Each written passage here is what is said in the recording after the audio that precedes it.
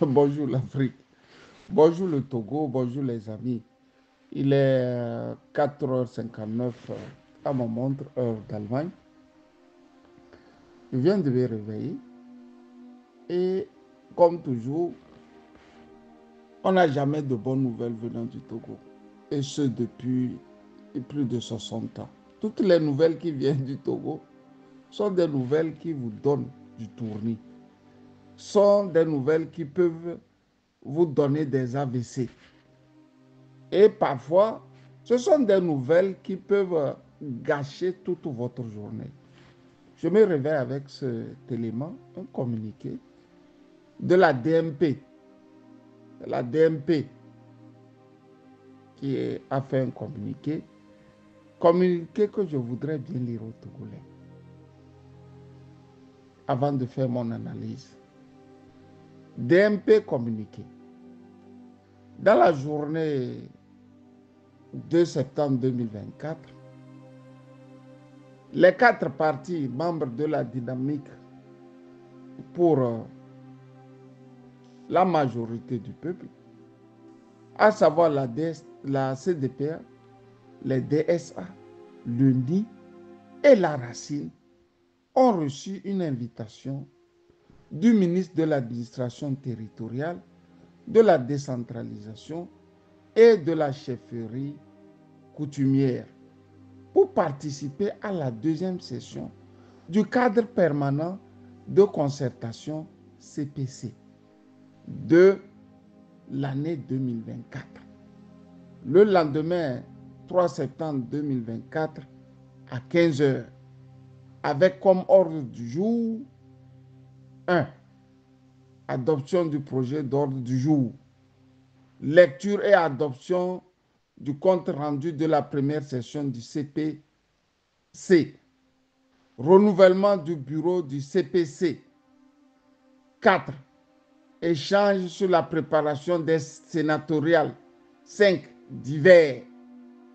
La DMP prend acte de cette invitation.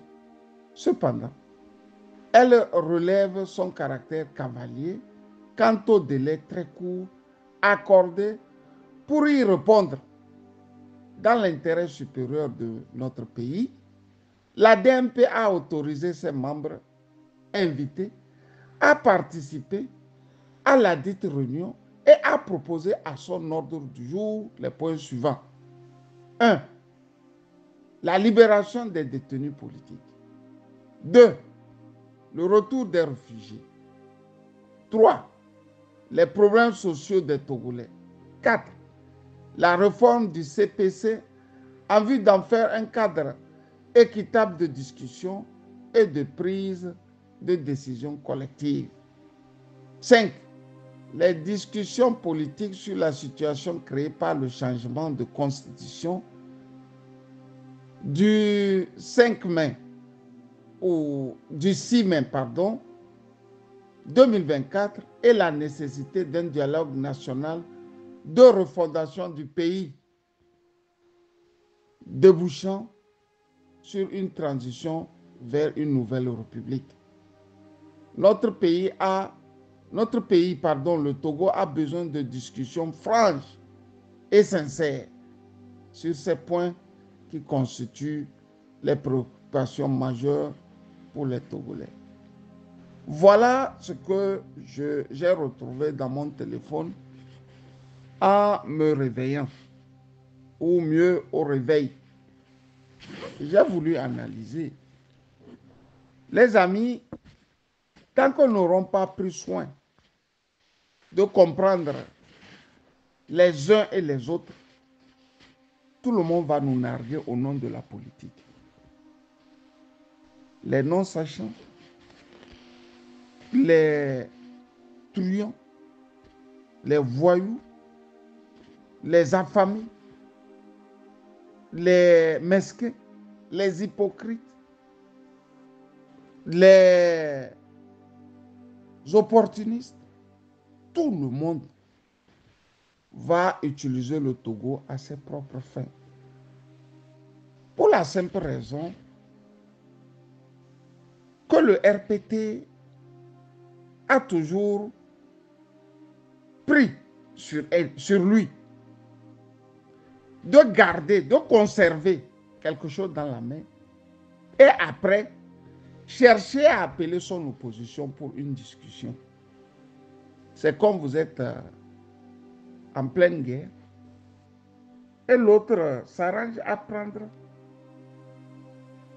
de l'espace dans le pays. C'est quand il a acquis un espace grand qu'il vous appelle maintenant à la table de négociation. On se retrouve dans une configuration où l'opposition n'a pas un moyen de chantage. L'opposition n'a pas quoi échanger avec le parti bandit, le parti voyou du Togo, pour sauver le Togo. Ils ont d'abord pris sur eux de changer la constitution. Ils ont ensuite pris sur eux d'établir les règles. Ils ont, pour finir, constitué un gouvernement. Gouvernement qu'eux-mêmes ils qualifient gouvernement de large union. Pour la simple raison qu'ils ont cherché deux tondus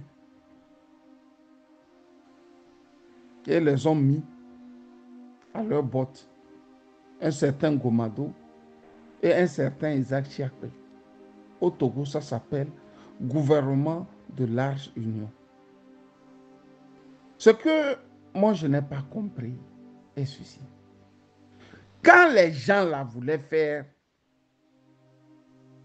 ce qu'ils veulent avec le peuple, avec cette affaire de régime parlementaire, est-ce qu'ils ont pensé une seule minute qu'il y a un cadre permanent de concertation? C'est-à-dire, eux n'ont pas pensé à ça. Hein. Ils se sont levés. Ils ont fait ce qu'ils veulent faire.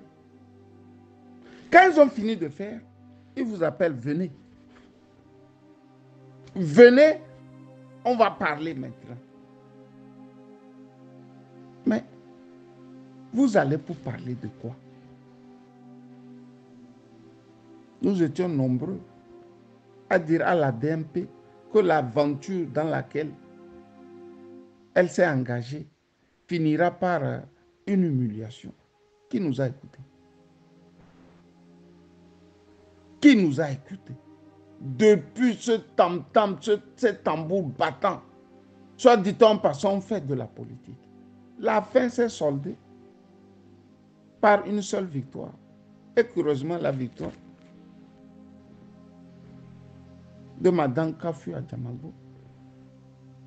J'ai voulu poser cette question à Kafui Adjamabo. C'est comme ça qu'on fait politique. Nous, on accepte, nous, on ne comprend rien. On n'est pas au Togo. C'est vous qui êtes sur le chaudron. Nous, on n'est pas sur le chaudron. Bien que vous, vous êtes au pays, nous ne pouvons pas arriver au pays et faire ce que nous voulons. Mais vous dites, nous ne souffrons pas. C'est vous seuls qui souffrez. Nous, là, nous, on n'est plus des Togolais. Nous ne souffrons pas. C'est vous seuls qui souffrez. Et vous terminez en nous disant que vous voulez des discussions franches. Franches. C'est parce qu'ils n'ont jamais été francs qu'ils sont au pouvoir depuis 60 ans. Et c'est qu'avec quel miracle, en 2024, eux, ils vont asseoir une discussion franche. J'ai voulu dire à Mme Kafui Adjamabo, qui a une certaine expérience dans la vie politique, de se regarder dans le visage. Dans le miroir, pardon. Elle n'a qu'à faire cet exercice. Et se demander depuis qu'elle fait les allers-retours, qu'est-ce que le peuple togolais gagne? Si elle peut se présenter avec tout ce que le poste de député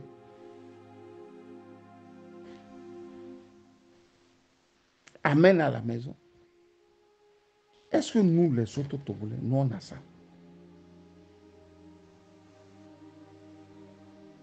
Le cadre permanent de discussion ou de concertation, prenez tout ce que vous voulez. C'était un cadre dans lequel vous allez pour donner l'impression que vous faites la politique, non? Ou bien ça a changé. La preuve qu'on revoit Tchassona. Ce qui veut dire que après le déluge là, après la tempête là, que nous voyons au Togo, les gens sont encore convaincus que ce n'est pas des moyens politiques qu'on pourra défaire la dictature. Au même moment, au mouvement de libération nationale, eux sont en train de dire,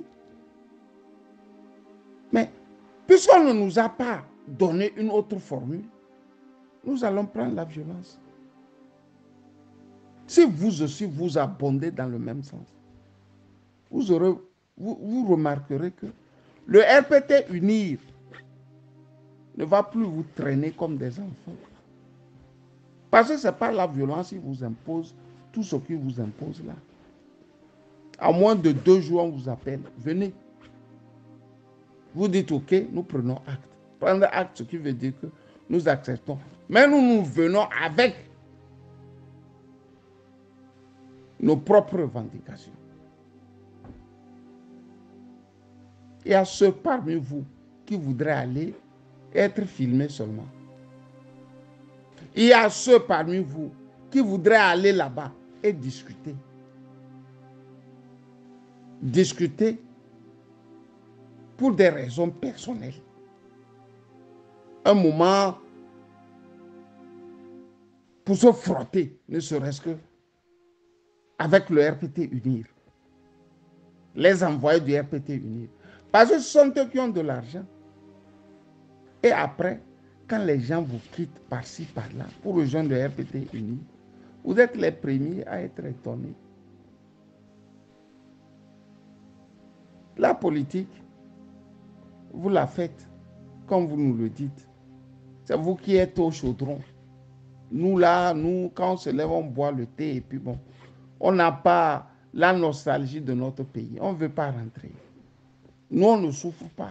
C'est vous qui êtes là-bas. C'est vous qui vivez le drame.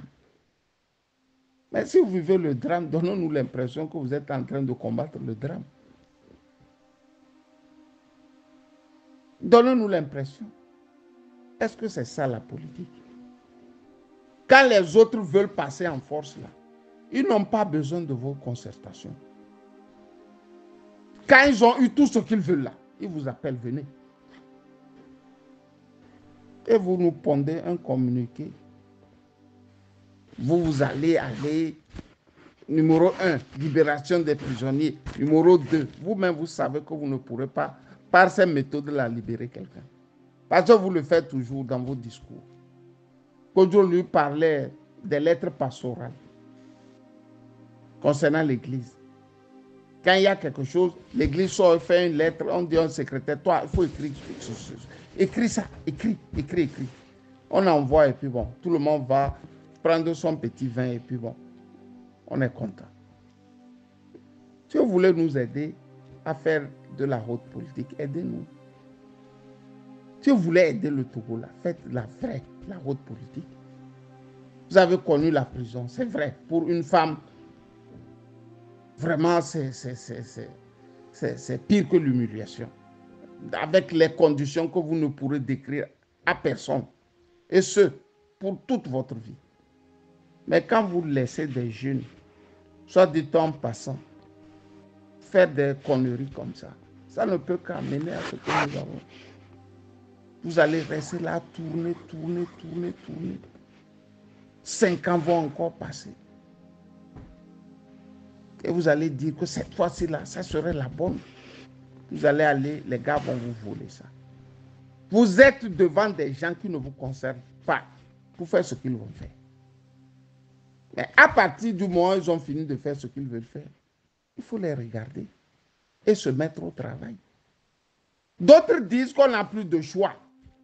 C'est seulement la violence qui peut nous libérer de ce pays. Vous vous dites que c'est la politique qui peut libérer le Togo. On part sur deux voies. Sauf que quand vous avez pris la voie politique là, nous sommes encore en train de tourner en rond. Mais si vous ne pouvez pas être violent, approchez au moins les autres qui disent que bon, nous c'est la violence. Boko Haram ne nous a pas laissé d'autres chances à part la violence. Approchez-vous de François Boko. Approchez-vous de Kofi Annan. Pas avec vos communiqués alambiqués, dithyrambiques. Et ça, nous n'allons plus l'accepter. Madame Adjamagou. Vos présidents qui vont toujours nous sortir de ces bottes-là, il faut leur dire que non, ce n'est pas de ça les Togolais ont besoin. Si vous ne pouvez pas nous aider, il ne faut pas nous embrouiller. Les présidents de parti, comment vous les appelez? Si vous ne pouvez pas aider le Togo, il ne faut plus embrouiller le Togo. Ça va comme ça. Bonne journée DMP.